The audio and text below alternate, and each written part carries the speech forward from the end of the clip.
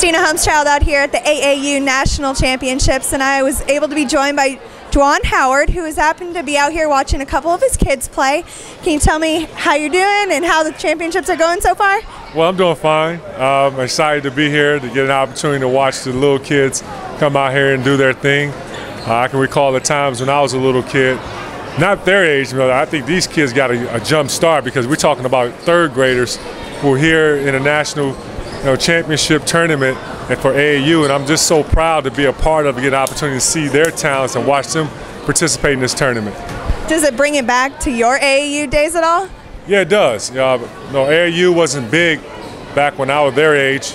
Some of these kids are 9 years old, 8, 7, but AAU was starting to really kick off the time when I left high school.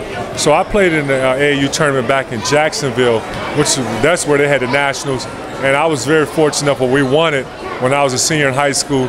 So then I think afterwards, that's when AAU became even larger, became even more of a national powerhouse for a lot of our talented young kids to get out and play in these competitive ball games. So it's good just to see this, this new future, being able to get all this exposure. And I'm just so proud to see the talent level of these kids. Yeah, how did AAU help you to get from the youth basketball to where you were today? Well, I think AAU has done a lot for me personally because I think it put the word out there that when people got a chance to see me play on the floor and get a chance to see me perform, that I think it helped with college recruitment. And we talk about teams like Michigan, we talk about Duke, more importantly, University of Illinois, Arizona, and many others. Really open their eyes and say that, hey, here's a talented ball player from Chicago. Let's take a quick look at him and let's dig more deep and see and watch him play and see him perform. Now, you've had many years of experience in the league and college, and how are you able to put that forth to your kids today and be able to coach them and lead them through life and basketball? Well, yeah, it's important that you touched on that.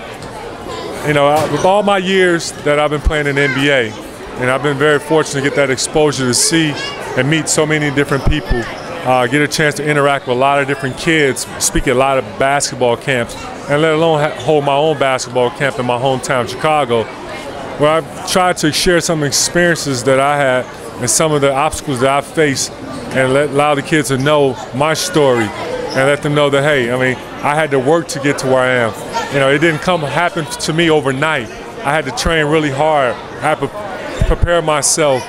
More importantly, I had to do my schoolwork. I had to work very hard in the classroom because I think sort of the kids lose perspective of the fact that, hey, they see a lot of NBA ball players playing the NBA, making lots of money, and they feel that that's what it's all about.